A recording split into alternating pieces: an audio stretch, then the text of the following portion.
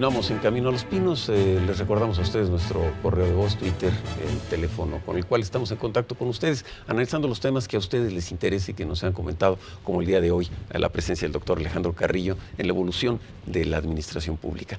Alejandro, hemos visto que los presidentes le imprimen su estilo personal de gobernar. Así decía Daniel Cosío Villegas en una crítica impresionantemente profunda al mandato del presidente Echeverría, y estas novelas interesantes de Luis Espota, pero sobre todo el libro tuyo acerca de la evolución de la administración pública en México.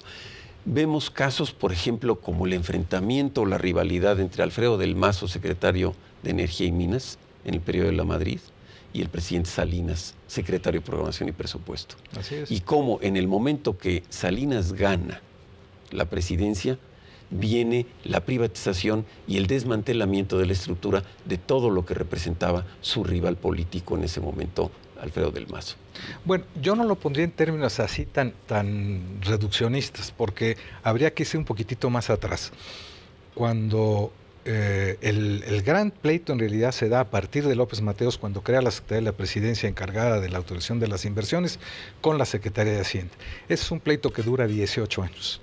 Lo curiosamente, como tú lo señalas, cuando López Portillo, que había sido subsecretario de la Presidencia, de la Secretaría de la Presidencia, y subsecretario del Patrimonio Nacional, que era la otra que entraba también en este rejuego, llega a presidente, le quita el presupuesto a la Secretaría de Hacienda. Cosa que la Secretaría de Hacienda nunca perdonó y que dijo, como MacArthur, algún día regresaremos. Porque es el gran debate, ¿no? Tener el control de los ingresos fiscales y el control del ejercicio del gasto, como parte de la estabilidad de las finanzas públicas, ¿no? Sí, lo que pasa es que la idea que se tenía entonces era, cuando tú estás encargado de los ingresos y de los egresos, estás demasiado consciente de que tu límite para programar los egresos es los ingresos que vas a tener. O sea, la Secretaría de Hacienda es muy conservadora en ese sentido a la hora de programar los egresos. Por eso, desde la Secretaría de la Presidencia encargada de la inversión y con López Portillo, cuando le pasa el presupuesto a una entidad encargada de la planeación, empiezan los choques que incluso se dan al primer día al primer año de su mandato, cuando tienen que renunciar los dos secretarios. El de Programación y el de Hacienda. Un poquito más para acá. Vemos que este periodo de López Portillo a Zedillo tiene que ver con el manejo de las finanzas públicas. Se logra en el fin del periodo del presidente Zedillo, después de la crisis del 94, del error de diciembre, el modelo de estabilización que hoy vivimos. Así es. Y vemos esta aparición del Estado benefactor a través de la Secretaría de Desarrollo Social. De la culminación de la idea del Estado benefactor, pero el Estado benefactor nace con la Constitución del 17. Digo benefactor en el sentido de que lo que hace es repartir beneficios, bueno, no es que esté resolviendo el problema de la pobreza. Se lo encargas a una sola secretaría. Exacto. Con un criterio regional. Por eso de ahí sale Luis Donaldo Colosio a ser candidato a la presidencia. Y dos de los aspirantes del PAN, en este caso Ernesto Cordero y la actual candidata Josefina Vázquez Mota, ¿no? Que tienen la experiencia de haber ido a ver este tema de la... Por eso es que es muy interesante. Los partidos a los que pertenecen entienden que quien ha pasado por el área de la...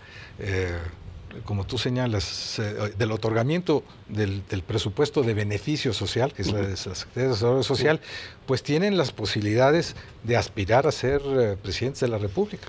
Dime una cosa, Alejandro, estamos concluyendo el programa. Tenemos 3 partidos políticos dominantes y 4 candidatos. De esos 3 proyectos político-económicos de Andrés Manuel López Obrador en la izquierda integrada en Morena con 3 partidos. El caso del Partido de Acción Nacional, que en estos 12 años que se concluyen en esta administración está en una revisión importante de los resultados que haya logrado y lo que pueda o no significar el posible o no regreso del PRI en una nueva generación. ¿Cómo ves esos modelos? ¿Qué esperas tú de la administración pública? Mira, yo pienso que en cualquiera de los 3 casos, si quieren efectivamente cumplir con sus programas que cada uno está ofreciendo, tendría que pensar en serio en un reajuste, en una revisión importante de sus instrumentos de cumplimiento. En una reforma administrativa profunda, pero integral, como la que se hizo en 1976.